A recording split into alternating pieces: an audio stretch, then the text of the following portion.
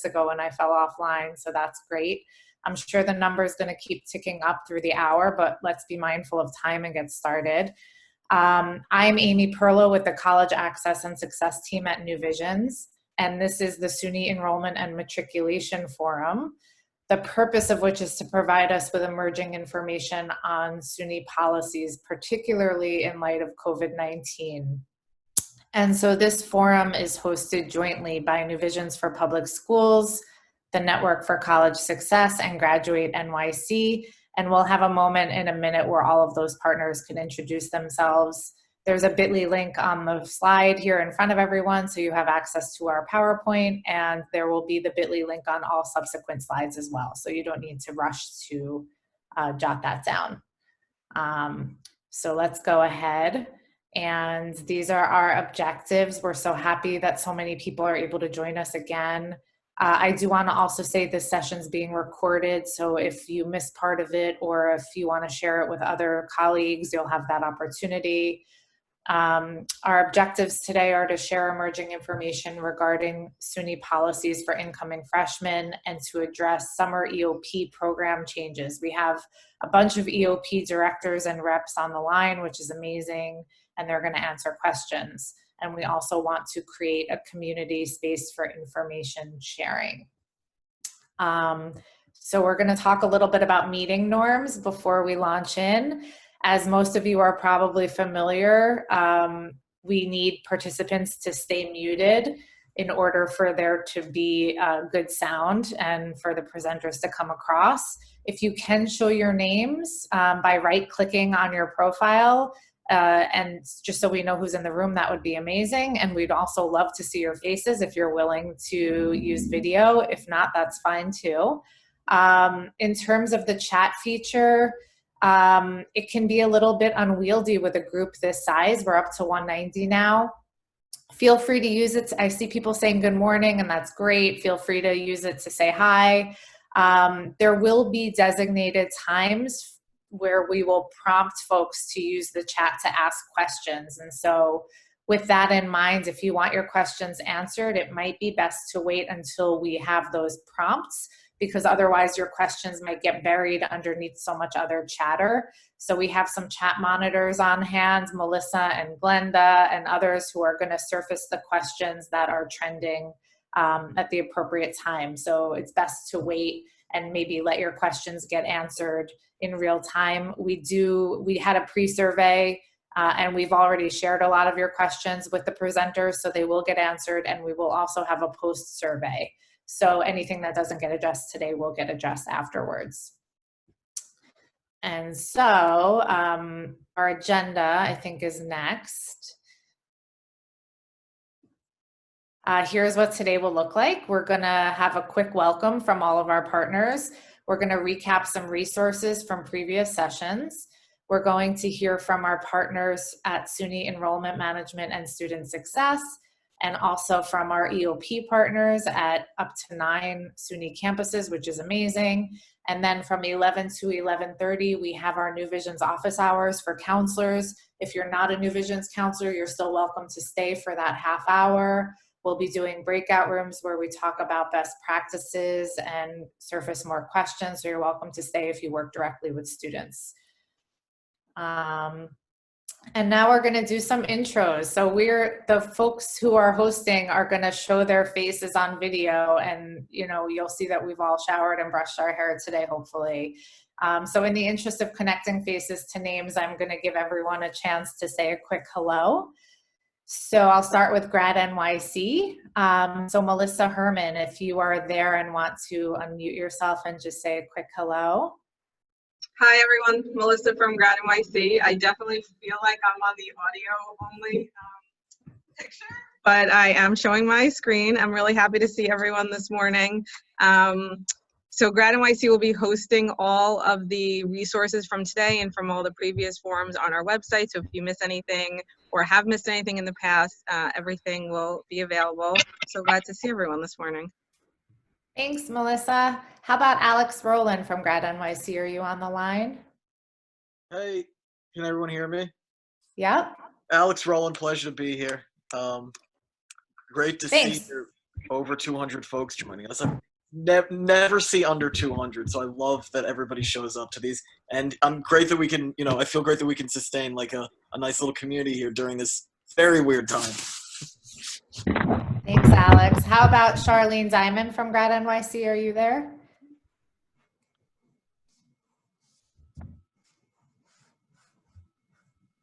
If not, we can come back to Charlene. Melissa can just ping me if Charlene shows up. From Network for College Success, Rebecca Beeman, who's also taking over host duties and doing an amazing job. Rebecca.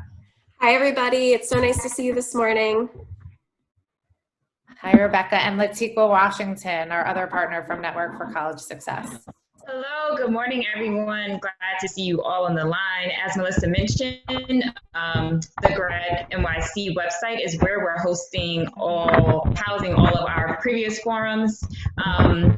Again, the forums that we've had so far have been CUNY distance learning updates, CUNY enrollment and matriculation updates, as well as applying for benefits, which was co-facilitated by Single Stop. So they have a public screener to help your families and students to be able to locate different resources within their community. So again, all those resources, Alex is doing an amazing job keeping that website up to date. So if you're looking for any resources or materials or links to other nonprofits and CBOs who have formulated some resources and guides, please go to that website. And Melissa will share those links at the end as well. Thanks, Latiqua. And now I just want to quickly introduce the New Visions team. Jeremy Greenfield, are you on the line? I am on the line. Good morning, all. So excited that we have now 210 people on the line. Really excited to be partnering with Network for College Success and Graduate NYC and have so many SUNY campuses with us today. As you all know, this is a Teacher and Educator Appreciation Week. So really want to say on behalf of New Visions just how much we appreciate all the counselors and people on this call.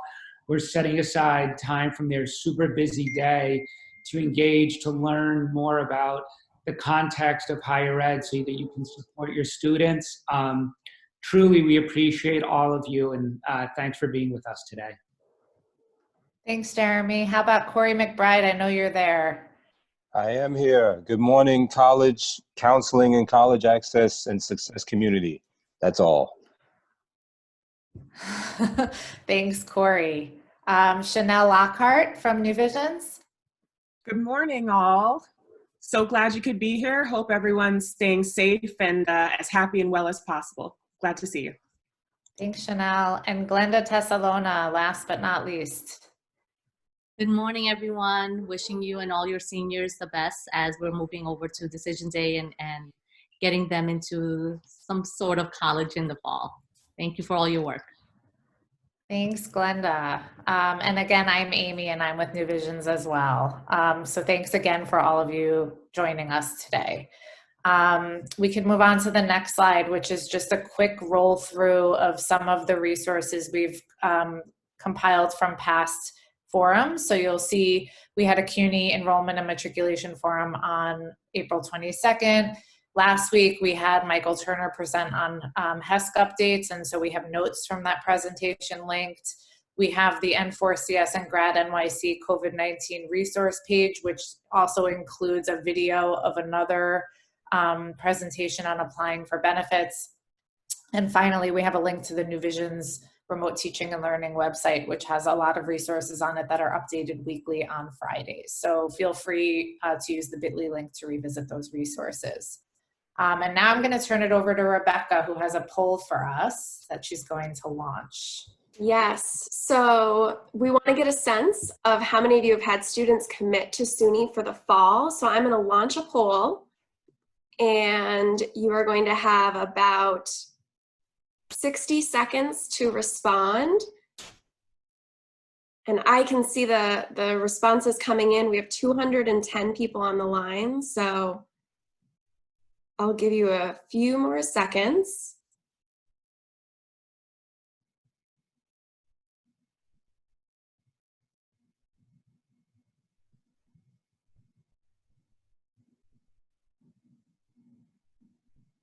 see, we've had 143 respond out of 210. So I'll give you about 15 more seconds to respond before I end the polling and share the results with everyone.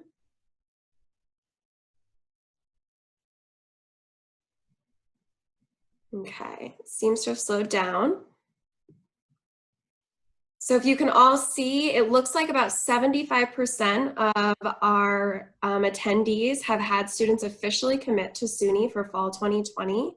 And about 25% of you, it says about 38 people, are saying that no, your students are still waiting to commit. So this is great information for our presenters to have as we go into our session this morning. Yeah, that's wonderful. What a great segue. So now we're going to introduce our first presenters from Enrollment Management, Maylin Andares and Mark Sanders. So feel free to take it from here, Maylin and Mark. Thank you for being here again.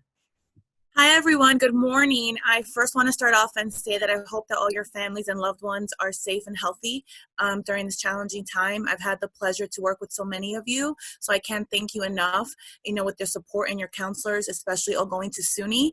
And I also want to thank our EOP directors who are working around the clock tirelessly for our summer program. A bunch of updates that will let you know, but I'm so honored to have 9 of them on the call with us today.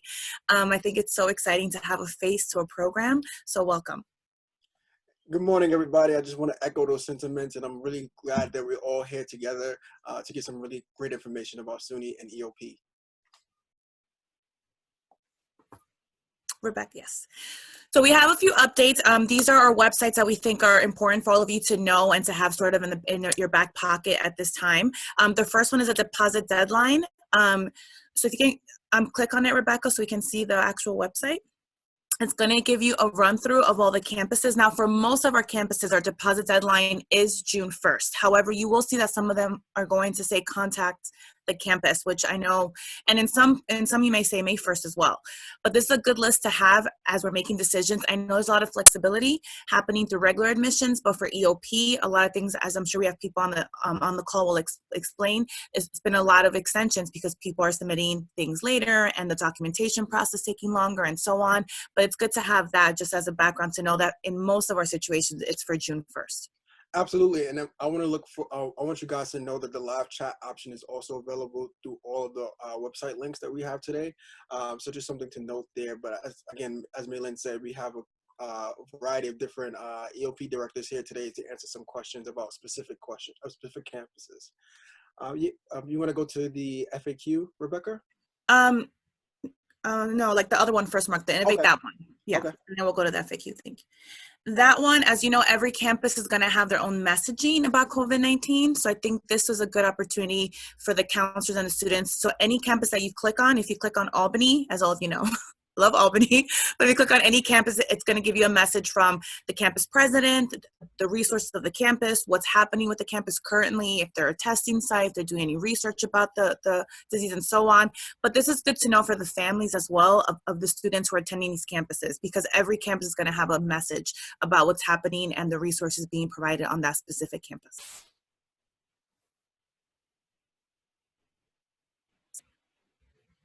Yes, thank you. You can go that way. Yeah, I go FAQ for Mark, yes.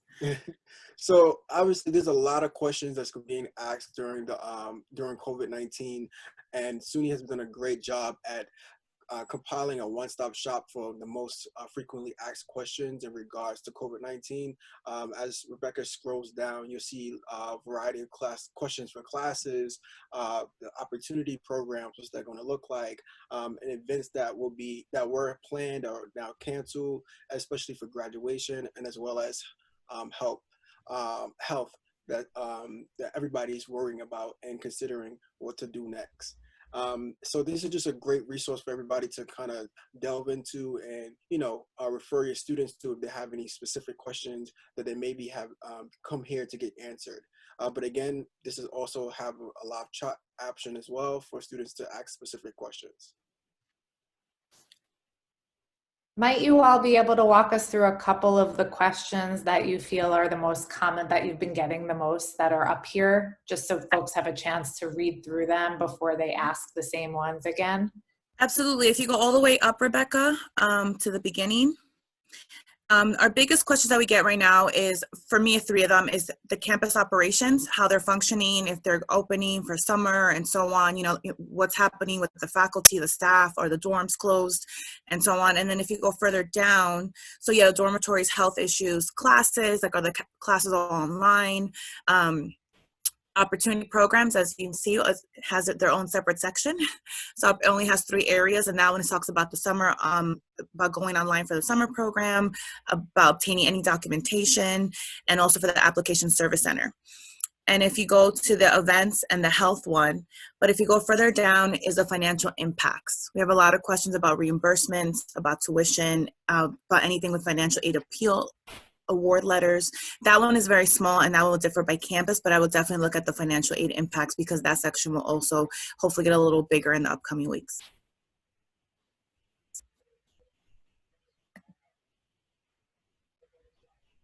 I do want to just state that as of right now, we do not have any update for the fall. I know everyone's waiting to hear about what's going to happen for the fall. As of right now, we do not have any updates if we're going to be in person or any remote learning. As soon as we hear anything, of course, we'll forward the information to everyone. And Maylin, quick question, is work study addressed in those FAQs, or is there any update on work study? I think a lot of the work, yes. I think with Patty Thompson Financial Aid, I know that there was conversation with work study still being included for the students and having some type of work they can find them. I know with some of our students that we had in our offices at System, if they went back home, they're still doing work for us to get work study from home. So there's still possibilities for them to do online tours if they're a tour guide, do website design, certain number of hours. So there's people that are securing them to have the hours to get paid through work study for this semester. Yes. So we're going to move along to another poll that Rebecca's going to launch, and then we're going to hear a little bit about EOP broadly, and then we're going to, as I said earlier, for those of you who joined a little later, we will have time to solicit questions from you. So I'll let Rebecca take over the polling here.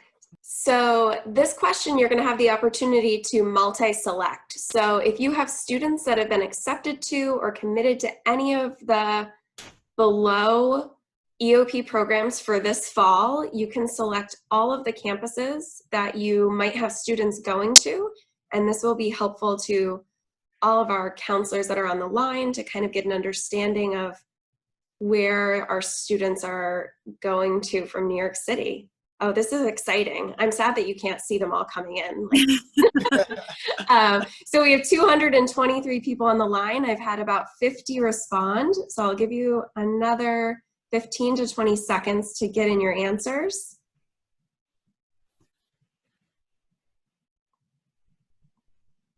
And again, you can select as many campuses that you have students going to.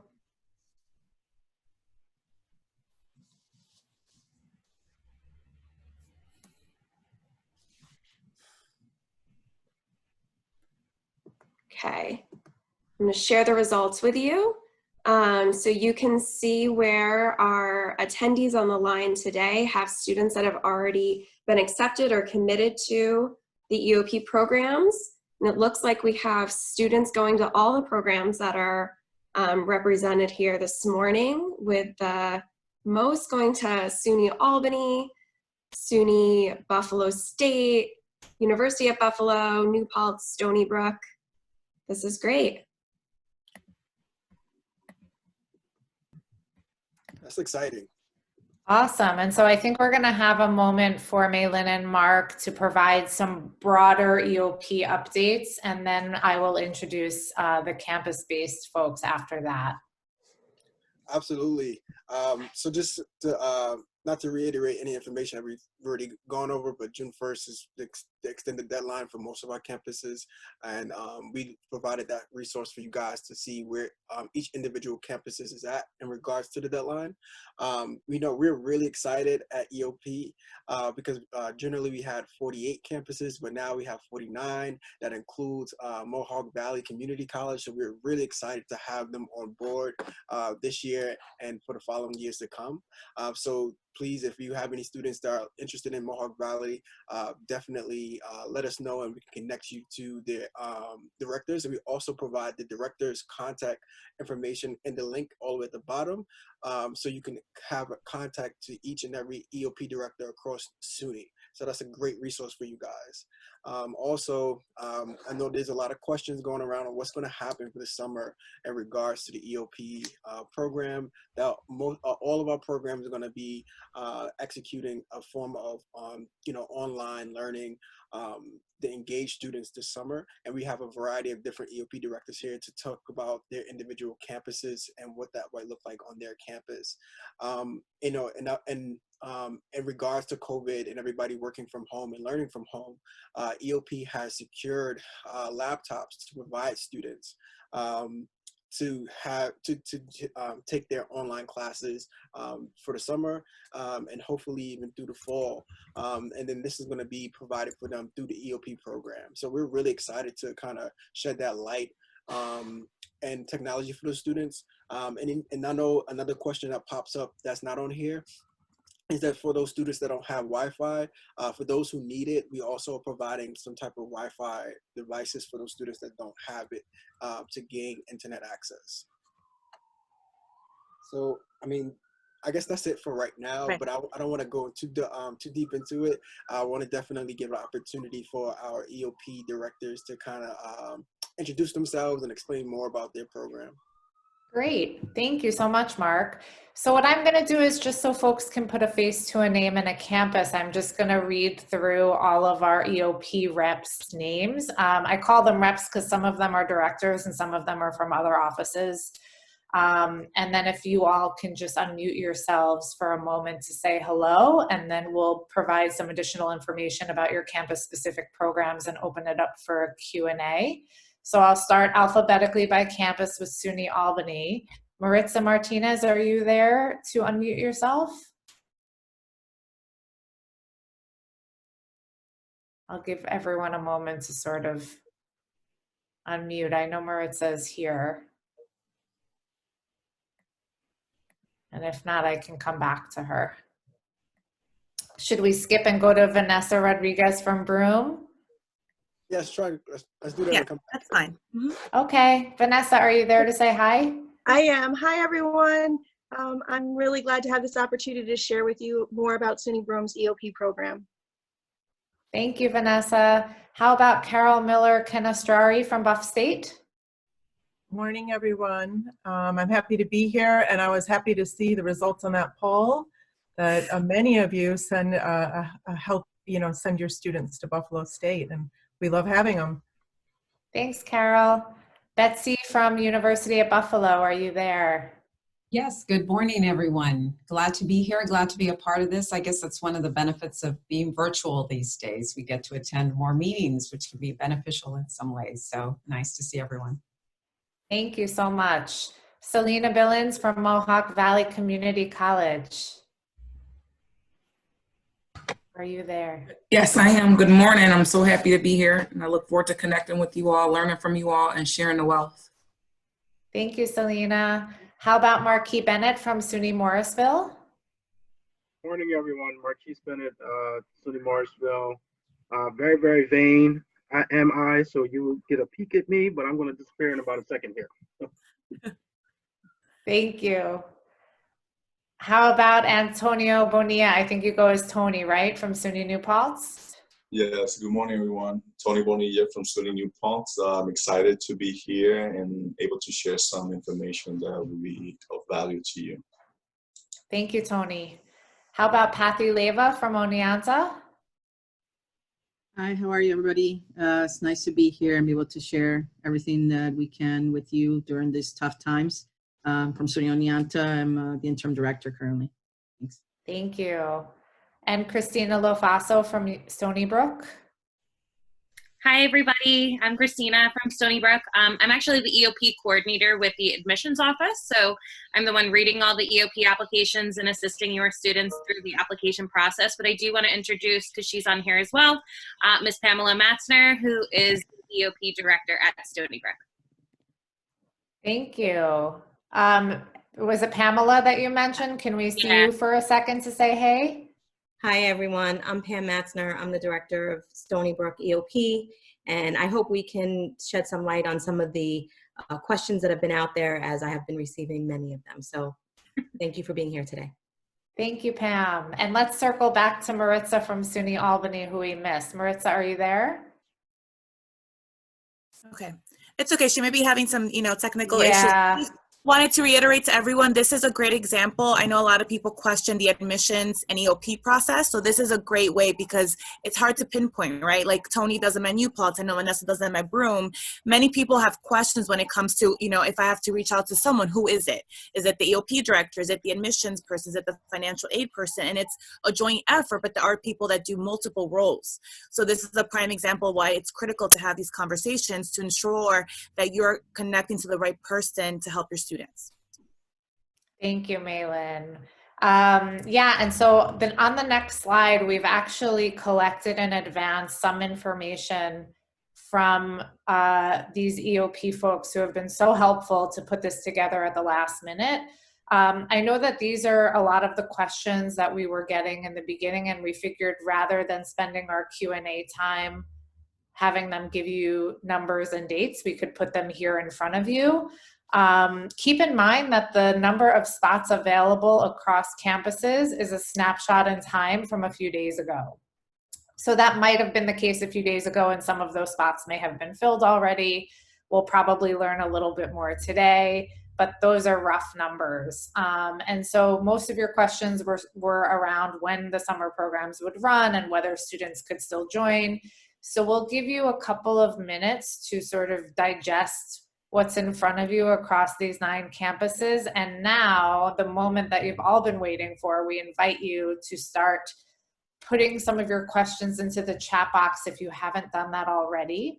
And our lovely chat monitors, Melissa and Glenda, will surface the ones that they see coming up most frequently to start. And maybe Melissa, whenever you're ready, but take your time, we can sort of start posing those to either Malin and Mark or the campus-specific folks that we just met. So we can answer any questions that have answers. As we know, not every question has an answer yet. So I'll stop talking and I'll let Melissa unmute herself and talk when she's ready. Okay, so I just unmuted myself. The questions are starting to come in. I think the first one was, how do students request a computer if they need one for EOP summer programming?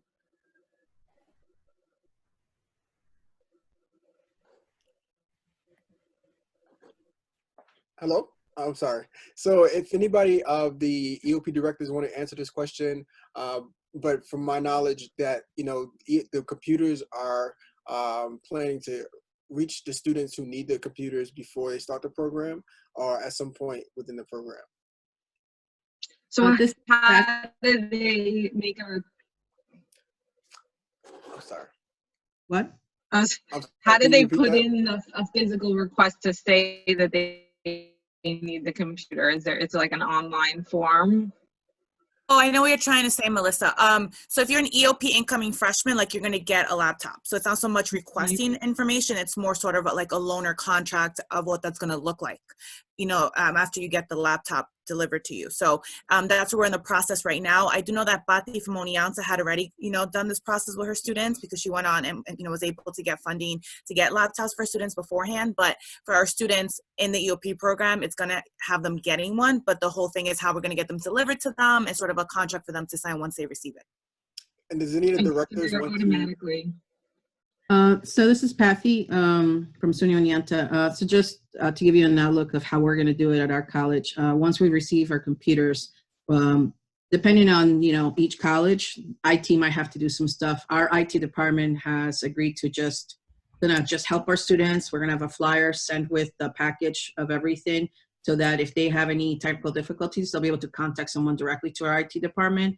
But basically, they'll have a loan paper that they'll be able to fill out. Either I'll send one in the box, but I'll also have one online. We're going to call all of our students starting June 1st who deposited, so that we know exactly what they have, because I know there's some students who might have Macs, right? I don't know what kind of computers we're getting. I don't think we're going to get Macs. That's just my thought. And so They might be like, I'd rather use my computer, and that's fine, but this is a computer that's for them directly just to do this work. So I want to make sure that they have access to it. But we also want to know what other accessories they may need. At Oneonta, for example, we're looking to get some funding to do some headphones. I know some of the other EOP directors are also talking about that because cancellation headphones are important. Of course, they're a little expensive, so we're looking at that. Some of my counselors have talked about like some, having a mouse or a keyboard. Maybe that could help them because not everybody works the same way on the laptop. So we're looking at different things. Our students specifically will get a whole list of questions when we call them so that we can best assess what their needs are and then make sure that we can support them, when it's time. Thank you, Patty. Another question. For students who need remedial classes over the summer, are there online opportunities for them to do that? Hi, this is Pam from Stony Brook again. So I think it's going to vary from campus to campus what's being offered during the summer academies, or we call academies, some people call it programs, but it's going to really vary based on the campus they go to. And in many cases, a lot of the universities do have some kind of orientation which will allow the campus to let the families know and let the students know exactly what it's going to look like. I could tell you at Stony Brook, we have changed our summer a little bit this summer based on the fact that it's going to be online, and we are doing developmental math, writing, and science in our summer academy, along with social and community building programming. And we have a staff of current students who work with us in addition to instructors and our EOP staff. So again, it might vary from campus to campus, but with us, and I think most campuses do have some kind of developmental writing and math, but we add a science to it. Can I add something to that, please? At SUNY New Paltz, we do things a little slightly different. We do have what's called orientation sessions. We don't have a full program. We're going to engage that next year. Students get to choose from 3 different orientation sessions, so we don't have the opportunity to offer remedial type of training. They'll be doing some placement examinations in order to placing the right type of courses. But the students will choose based on the different sessions. And in New Paltz, we don't offer also remedial level type of courses anymore. Yeah, I would say, this is Carol from Buffalo State. I would say the same as Tony, that Buffalo State no longer offers remedial classes. But what they've done is they've embedded tutoring into some of the classes in the fall and in the spring for college writing, for math, and for some of our sciences. Hi everyone, this is Vanessa from EOP at SUNY Forum. We also offer developmental math and writing. I think at SUNY Broome, because a lot of our students go into the health sciences and some into the STEM, with our math offerings, we have 2 different levels of math that we offer. One is for the liberal arts students, and the other is for the students who are going into the health studies and health sciences and STEM programs to help prepare them for those math classes that they're going to see later on in their college career. Thank you. Across the board, is there a general requirement or a standard for how many hours a day the virtual EOP summer programs will run? So hello, this is Betsy Rodriguez. I'm the director at the University at Buffalo. So I just wanted to circle back to the previous question and the current question. So at UB, we will be offering a math for our engineers to help them be able to take calculus in the fall, as well as study skills and a psychology class to help the students understand what's required of them at the university level. And in terms of hours, we're requiring 40 hours a week that takes into account the academic requirements of the summer bridge, as well as the community building and activities that the students will have. The breakdown of that is flexible per students, but it is approximately 40 hours a week for 4 weeks. This is Patty from SUNY Oneonta. Yes, so also for us, it really does depend. We don't want to compact so much into one day, right? We're not doing 8 a.m. to 10 p.m. like we used to when they would come to our college. So there's going to be some flexibility somewhere in between, but we're going to keep it structured so that the student can, do the courses when they're set up. We're going to have most of our courses will be recorded. So in a very specific and special situation where a student says, I can't because I have to take care of my siblings in the morning, and, because life happens and they're at home, we might have special time for those students that will do the recording with a TA, not necessarily with the faculty member. But I have 3 sections of math and 3 sections of writing, so the students at the lower level can learn differently than the higher level. And then they'll be able to do stuff also on the weekends. So I don't know. I don't think I counted how many hours, but probably about 40 hours. That sounds reasonable. But again, trying to give them some flexibility so they can rest, because they are home and we don't really know what's going on. There's so many factors that contribute to where they're at. There is some flexibility to some degree, but the structure is so important for them, and if they're not committed, right? So this actually came up in my discussion with my staff this morning, where they're like, how flexible are we going to be? And I said, they know that they have to, when they commit to Oneonta, July 12th to August 1st, originally was the date, but now it's August 3rd, was the time they're going to be at our college. So they really shouldn't be doing anything else other than that. But if they need to, then we need to have that discussion as a director. We need to have that discussion with the student, because maybe this is not the best time for them to come to our program. Obviously, I want to take all of my students, but I don't know the situation. So each individual will be different. Good morning, everyone. What Patty just said. Wait, yeah, I'm sorry. Go ahead, Marquise. You wanted to say something. Yeah, this is Marquise from SUNY Morrisville. Just to kind of echo what Patty was saying.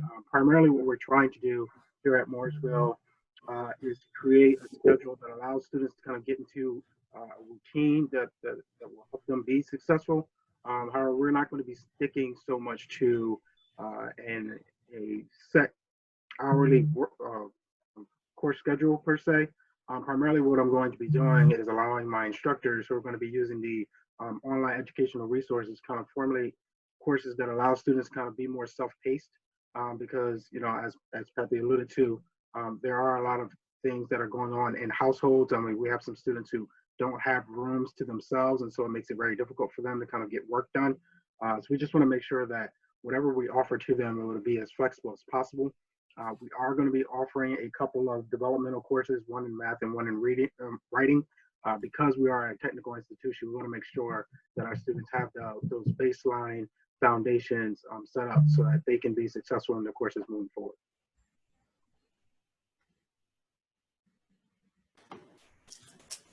At Buffalo State, we have changed the actual courses that we're offering. We normally offer about 6 different courses. We scaled it down to two courses. They're both 2 1-credit courses. We can't simply emulate what we do on campus normally virtually online with our students. What we don't want to do is tax our students out when we don't know what space they're in. So we're definitely going to give them what they need to get prepared for the fall to be a Buffalo State student, but it will look different than other years. So this will be our first, hi, it's Selena from Mohawk Valley. This will be my very first summer program because we're brand new. And definitely we're going to provide developmental math, English, and possibly developmental psych. And the psych piece was basically, we have an amazing instructor on campus, Dr. Cavett, and the ideal is just for her to help them with their engagement and identify with who they are, to help them get more comfortable with this whole process. And as a pre-orientation activity, I plan to do a strengths assessment so I can figure out who they are, what their life is like in the home, like if it's, what space they will be in, what does it look like for them to normally do homework at home, try to get an idea of how we could plan for the summer component. Definitely scaling down and compared to what it was like for my EOP program when I was a student and from what I observed from looking online from other folks' program and those who are sharing the wealth. But really big on engagement, getting them comfortable with the college campus virtually as much as possible. I have a few peer mentors on board that's going to be connected with them throughout the week and on the weekend. But I'm really excited about trying to figure out the developmental piece for the psych part, because again, it's not, they're going to study psychology, but obviously how to look into themselves. So awesome. Yeah. Hi, So hi based on everyone. this, Sorry. sorry, I'll let someone else go ahead before I take I another was just question. gonna say, SUNY Broome has a very similar setup. We're looking at anywhere from 20 to 30 hours of students being connected throughout the week. We're hoping to video record our lessons so that the students have access to them outside of the time frame for the classes themselves. We will have peer mentors and we will have tutors available to students throughout the week. Fridays will be a non-instructional day where students will connect more socially, because a big part of what we do during EOP, as others have said, is really instilling that they're part of an EOP family, and what that really looks like in helping them get connected to the campus and to the program itself. Hi, Melissa. I'm sorry to interrupt, but I just wanted to address Elena just mentioned, and I want the OP directors, this is an important question, that she's concerned that it's worrisome to think of having, you know, any students that's low income, you know, like to sit in front of a computer for up to 6 hours and do the work. So, you know, like I do want you to talk about the flexibility because we are in a, you know, sort of in a crisis. So the expectation isn't going to be that they're going to be doing this as if they were in a regular summer program, but there's still certain standards and sort of a structure that is going to go with that.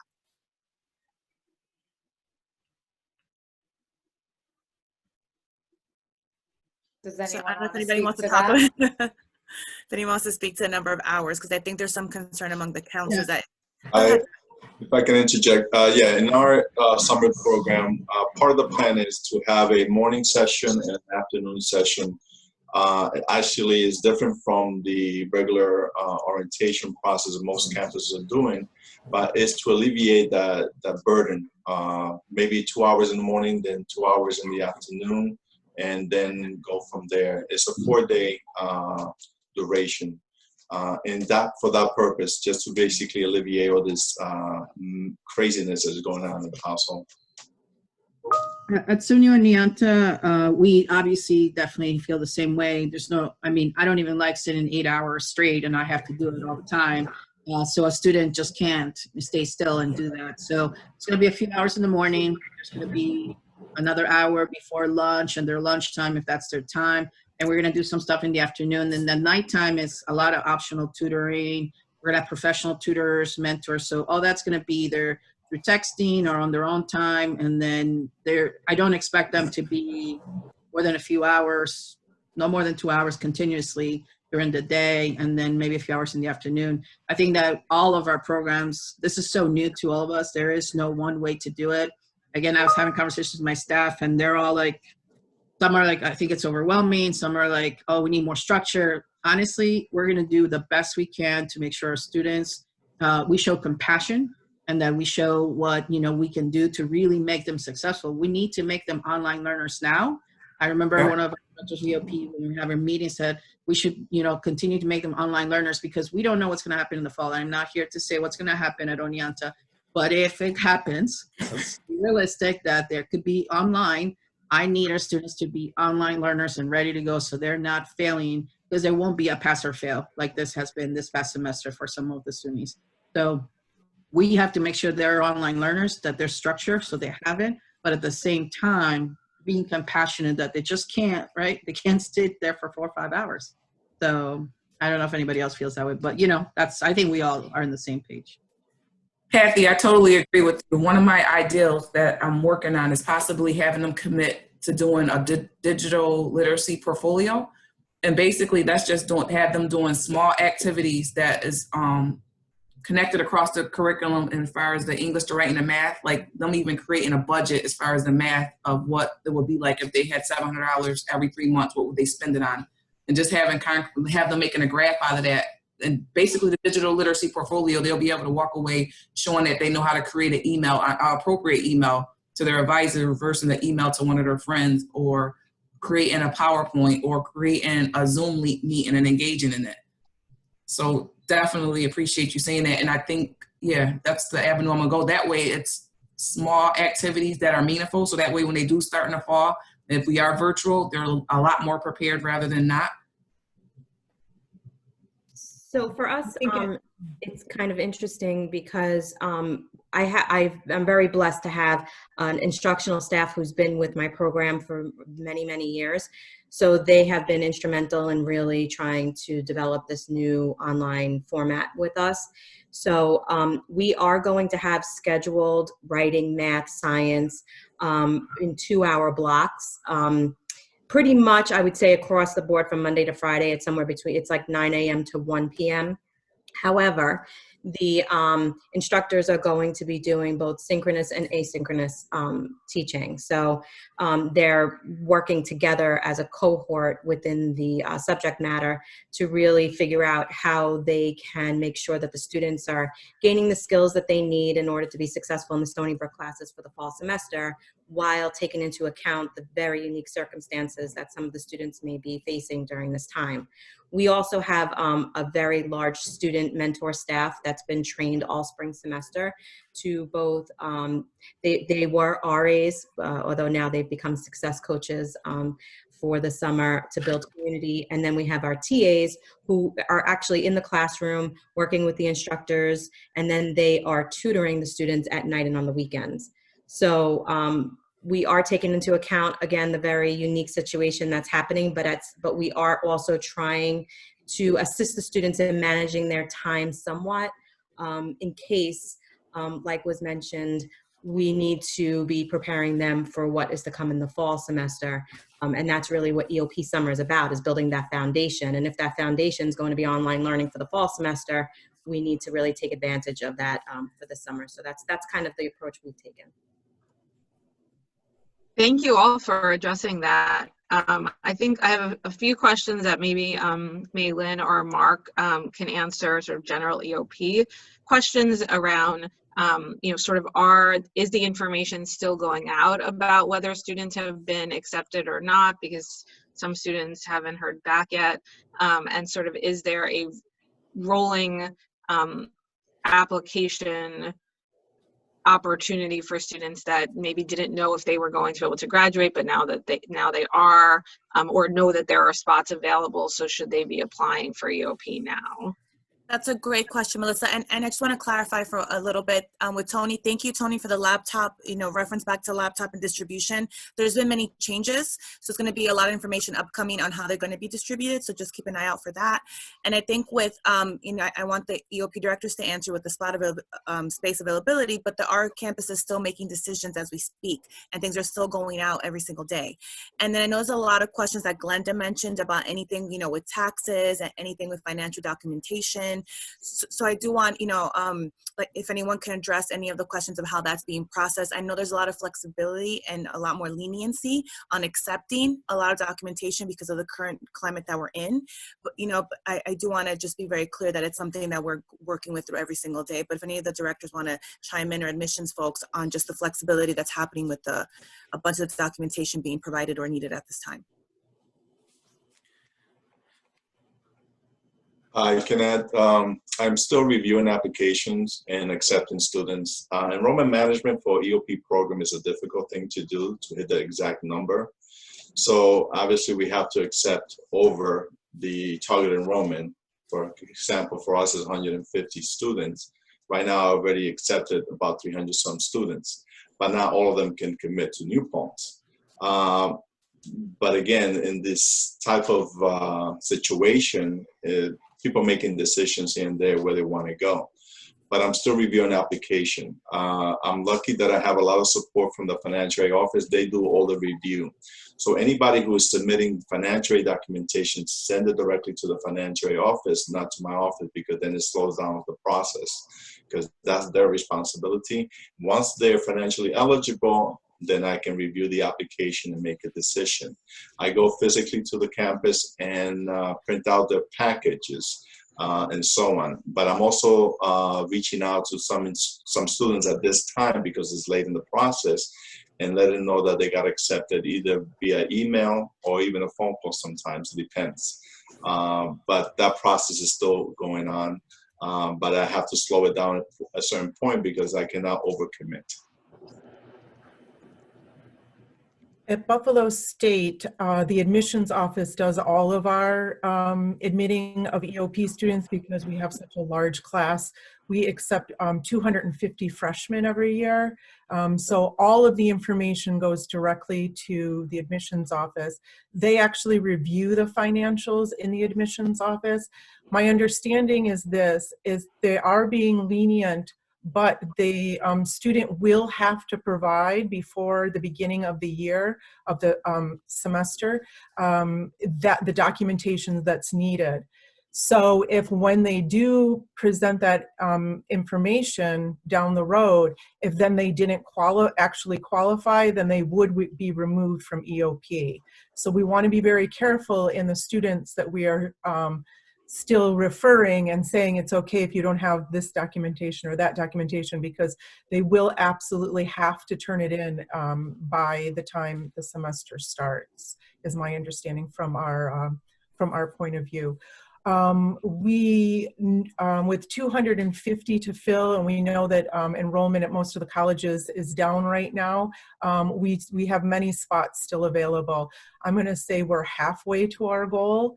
At some point, though, we do need to close down because we want to get everybody into the summer program itself, because we need time to prepare class rosters for registration and all of that. So, you know, I've been on a few calls with presentations with our admissions office for students, and, you know, if they're considering, and if, you know, we really need them to make those decisions soon so we can best prepare them for summer program. I also wanted to sorry, go ahead. Sorry, Malin. I was just going to say I'm going to pause but turn it back in a minute just to let everyone know that we have 5 minutes remaining. And although we will continue to hear a couple more responses, we will take your chat questions and we will turn them into a document and get you your answers. So we'll be working over the next week or so to answer questions that we're not able to get to today. And we will also have a survey on the next slide. If you're hopping off at 11 promptly, I just want to project that survey link so folks who are leaving can make sure to complete it before they leave. But I'll turn it back over to Maylin. We have a few more minutes. Yes, and also I have Mark here, so I want him to chime in. I know a lot of separate questions I got about juniors and their concern for the upcoming year, going into their senior year, the SAT scores. We don't know what that's going to look like. I think it's going to change the whole landscape of how we review applications because of the SAT requirement, regions exams, and so on. But I don't want juniors to feel less that's going to be competitive or it's going to be a good school year for them. I do want them to still do great in school in this environment. So I do know that it's something that is the first time, like many have said, for many of them in looking over applications. But I don't want to have juniors worry that their work, you know, I think that are still in time to have a good senior year, do really well academically. I know SATs are a concern, but until we cross that bridge and see, you know, exactly how that's going to impact admissions and EOP later on.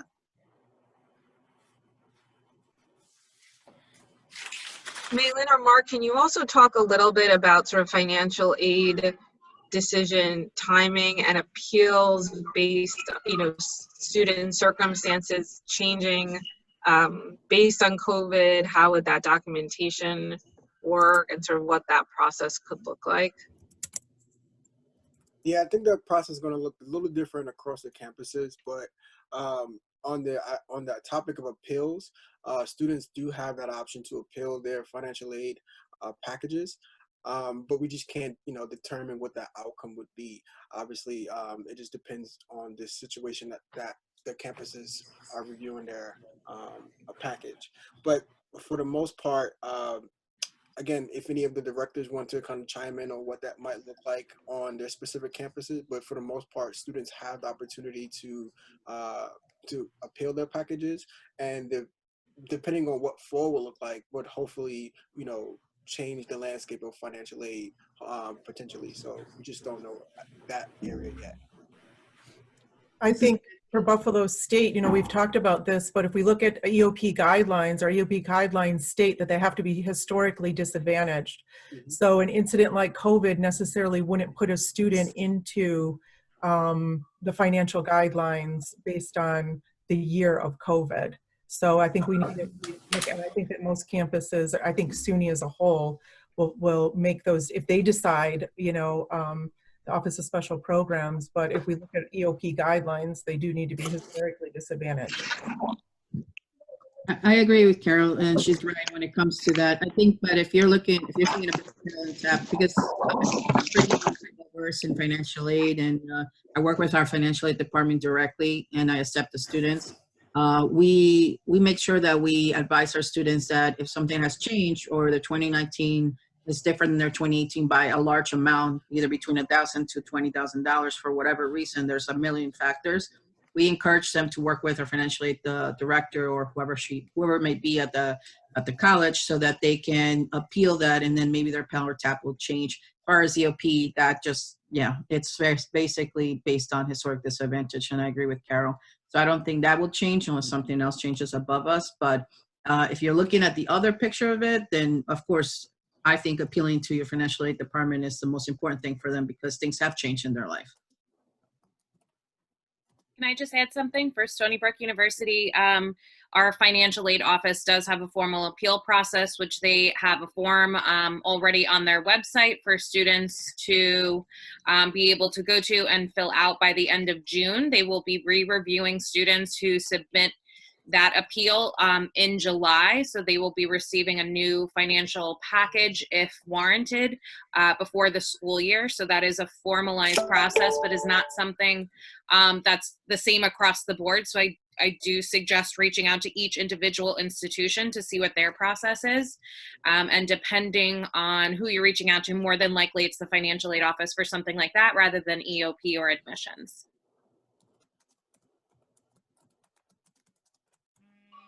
Maybe we have time for one last quick question. Yeah, I just want to be respectful of time, but if you have to hop off, obviously we understand. But for those who want to stay on for a couple minutes, you're welcome. Well, hopefully this is a quick question, maybe. Will SUNY be working with the DOE to receive students' final transcripts, since people won't be physically at the high schools to mail those out? If I'm not mistaken, I believe there's already a mechanism put in place with the student with the student ID numbers to send their transcripts automatically. That should still be going on. But if you haven't been on that process, one thing that I will recommend any counselors on the line is to sign up for Counselor Connect on our website at suny.edu. And that will give you an opportunity to connect with SUNY to make that process seamless. All right, last question, then I will stop. Do you anticipate anything being different this summer about if students don't do well in EOP over the summer? Will that sort of impact what happens to them in terms of the fall or their eligibility to continue? I'm sorry, can you just repeat the question one more time? Sorry. I'll just read it from the way it was asked here. Will the student college eligibility be impacted if the student doesn't do well during the summer? And I'm thinking this is in sort of the context of students all of a sudden have to do all this work remotely. That's sort of what the counselors are concerned about. So technically, many of the students, well, most of the students who are an EOP summer program or academy, they're not necessarily students just yet. They have to complete that work, that workforce or that summer program to be matriculated fully into the school. And if any of the directors on the line and that's not the case for your school, please let us know. But I feel because of COVID-19 and where we are, I feel like our directors are doing their best to be flexible with the students but still ensure some type of standard on what they're expecting from each of the students. It's not the case in our campus. Obviously, they're accepted, committed, but they have to complete the summer orientation. That's a requirement. It's not contingent upon any kind of academic performance for our campus. At Buffalo State, students are not necessarily required to complete the summer program. Our enrollment management does not allow us to make it contingent on their fall admissions. So we we say we say that they have to do the summer program because we know that our students who don't do the summer program are the ones who end up on academic probation in the fall, and we end up losing a lot of those students. So we do make exceptions for students when there have been health concerns or family concerns, but we really try to get everyone. But we can't technically say if you don't come to summer program, you can't be a Buff State student. So that's how it works at Buff State. At SUNY Broome, a student's ability to continue on as an EOP student is contingent upon their successful completion of our summer program.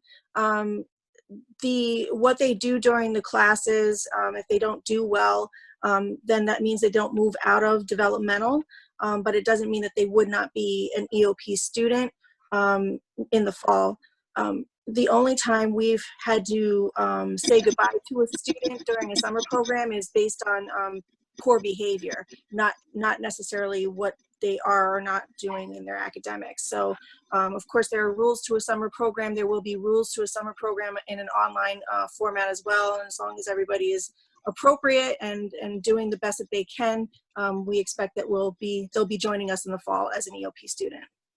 I do want to say the difference between most community colleges and our four-year brothers and sisters is that if a student does not complete this or successfully complete an EOP summer program with SUNY Broome, they can still be a SUNY Broome student because we are an open access institution.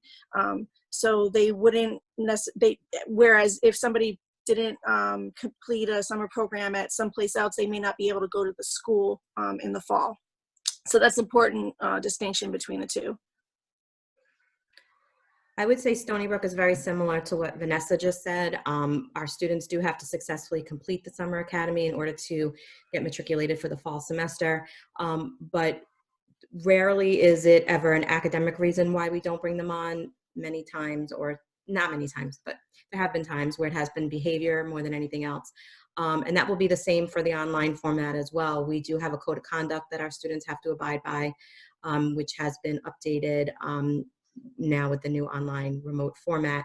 And what is really important though is that the summer really allows us to see where the students are at academically. So if we see a student is very weak, let's say in math, and they just can't really get to that next level, we actually do an academic success contract with them for the fall semester with an outlined plan of how we can get them to where they need to be. So the summer academy is really an opportunity for us to help the student in the big picture.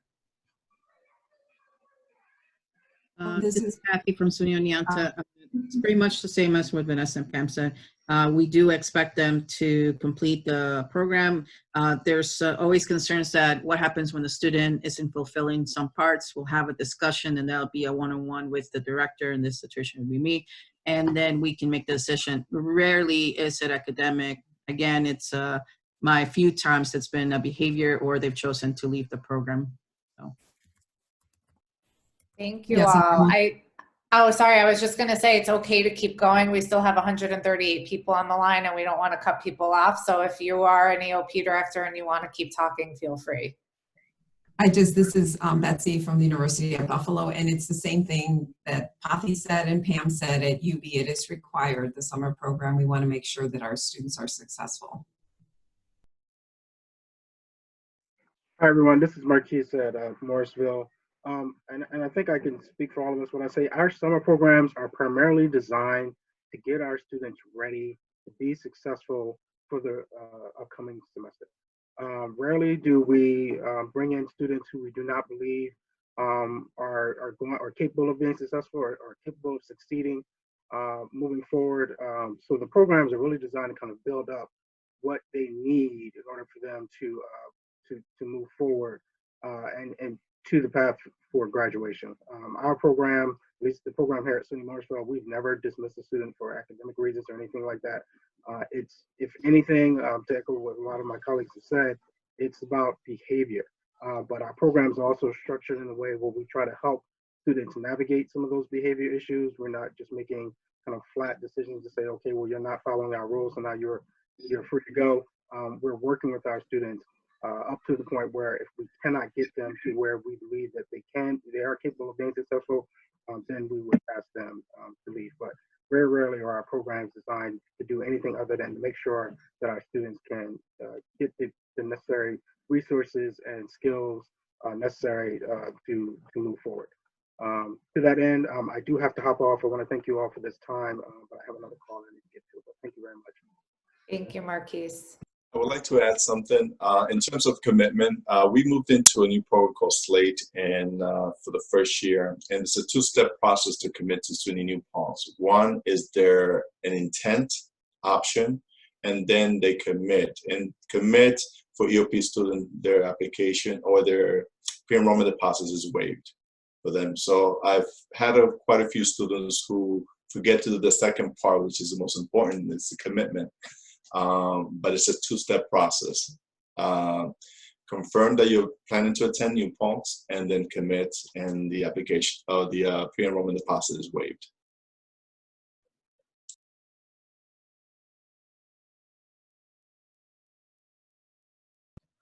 If folks are able to stick around for a few more minutes, I think we still probably have a few more questions and we're open to that. Melissa, but I don't want to, skip ahead if you have an order that you're going on.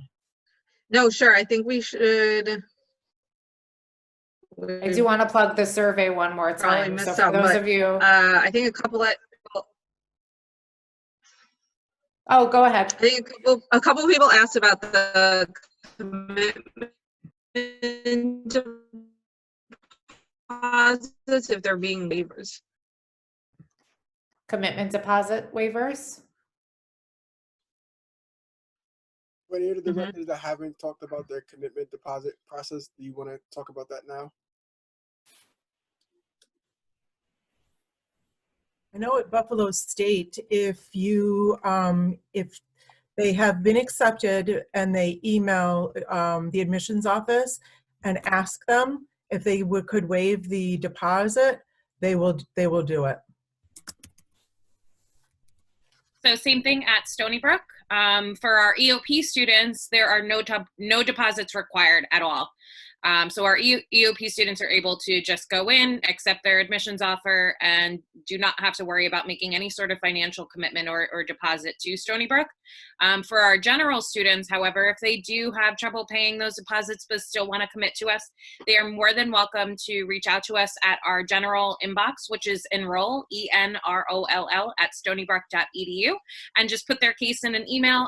We'll review it and get back to them very quickly in regards to being able to possibly waive any of the deposits. So we're being very accommodating to our students, especially if it's due to the COVID crisis. So, just feel free to reach out.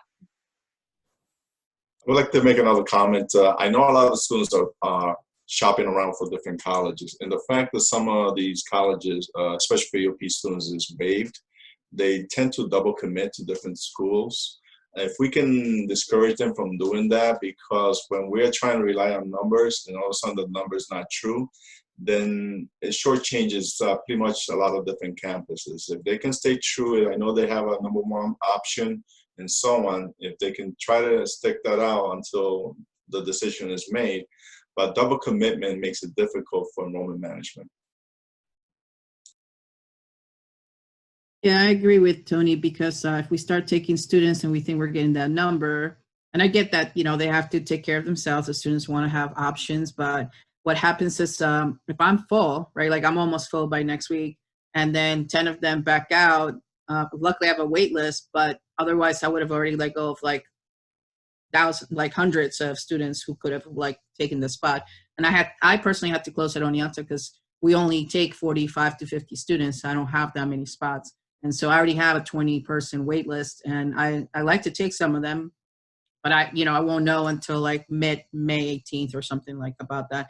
So I agree with Tony. If that's possible, if that's something we can tell our students, that'd be great. But I also understand, I remember when I went to college, I had to choose one because I didn't have the choice of EOP. But if I had it, I might have chosen to just hold off until I got my financial aid. So. At EOP, for EOP at SUNY Broome, there is no deposit to start attending school there. However, there is a housing deposit that unfortunately does not get waived at SUNY Broome. However, I did want to put out there that the housing deposit for SUNY Broome has been reduced. It's actually $100 now. It was $300 previously. So that's quite a significant reduction in the housing deposit. So if students are interested in going to SUNY Broome, they have until June 1st, if they're planning on being in our one residence hall, to deposit for that $100 price.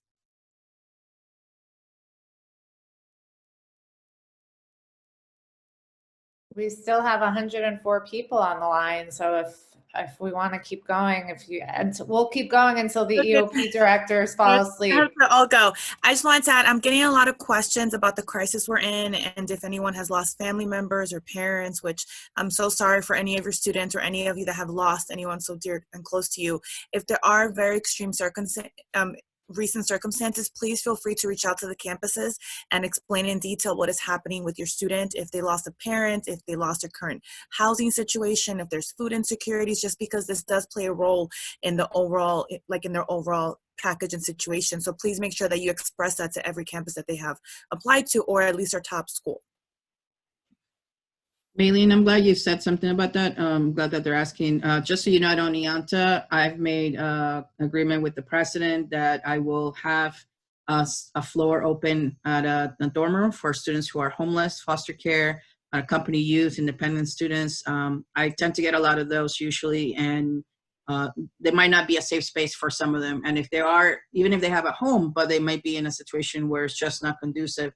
I'm not saying, just because there's a lot of noise. I'm talking about like a deep, specific situation that they need to get away from. At Oneonta, I will have a spot for them and we'll feed them, we'll take care of them. I'll have somebody watching over them. We'll have to do a quarantine situation prior to their arrival, so it might be a longer process. But we will be contacting all of our deposit students to see if that's the case. And then we'll handle it from there. I couldn't tell you the specific process. This is the best I could tell you, but also with some of the funding that we're getting in our budget, there will be some money to really kind of like a stipend that will be able to support our students during this time for food insecurities, maybe, internet connection, necessities that they have that we would have supported when they were here for summer academy. And I see Tony saying that at New Paltz, pre-enrollment deposit and housing deposit is waived. A question that came in earlier was around students sending in their financial verification materials. I know they had mentioned on SUNY Buffalo that you couldn't email it. Can anyone speak to submitting financial verification materials?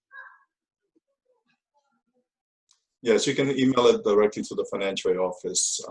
Because of this situation that is going on, we're trying to be as flexible as possible. I know there's a lot of confidentiality type of concerns, but they're accepting information through email.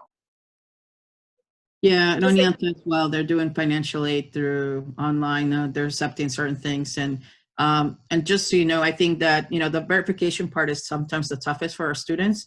And so it's important that they reach out also to, at least at Oneonta, they can reach out to us to have conversations, because we have a great relationship with our financial aid director. Our assistant director, she takes care of all of our students. So all of our EOP students go with one person that already knows their whole system. And so she's been really on top of stuff to get things back and forth. One of the things that we do normally, if we had been here, but we're going to do it online, is we do one-on-one time with the students to help them with their loans, to really talk about verification, to help them with review their Pell and TAP again, just in case there's issues. There's so many little details they might not know. So we'll cover all that and make sure that we help them clear their student bill through the summer process. It might be different for us this summer, but normally we work with them and our financial aid counselors and our student accounts department. Something similar happens at SUNY Broome.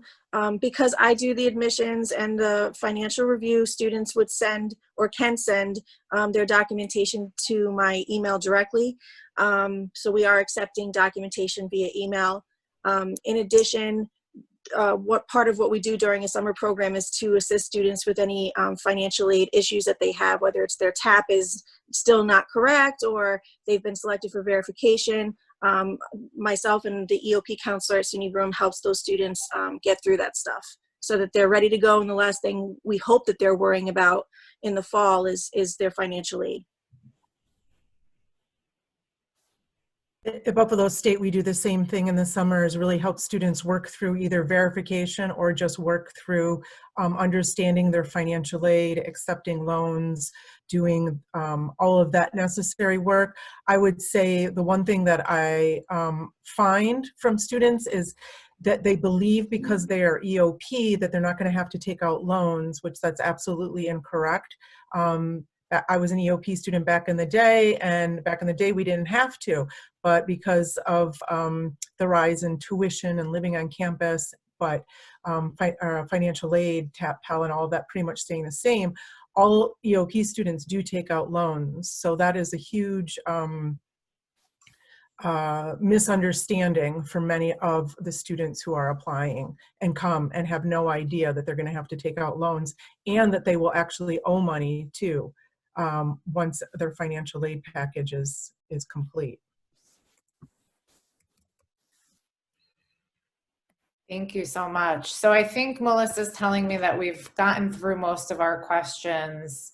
We'll have to sort of comb through the chat to figure out the ones that we've missed. In the meantime, for the EOP folks and for Maylin and Mark, is there anything burning or pressing? I think we're going to forego our office hours. This was much more informative.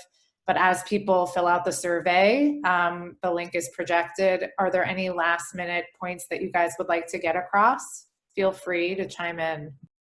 Stay safe. Stay safe. I was going to say in healthy, and I just wanted to add that we have started, well, I know Vanessa started a campaign with her alumni. I think that we're going to have a lot of our alumni and current EOP students, you know, they're so resilient and strong and have been through so much and are going to be a lot more successful because of this. I do want any of the counselors that have any EOP incoming freshmen know that they have a community virtually online. So many of our EOP campuses are doing online Zoom hours and EOP celebrations for their graduation. So our current EOP students are going to get the best love and support during this difficult time, because I know we're not having graduations, we're not having things that they were excited to get. And the EOP incoming freshmen are getting so much support as well from everyone. So it's important to know that even though we're online, the love and support and community is still very active in there.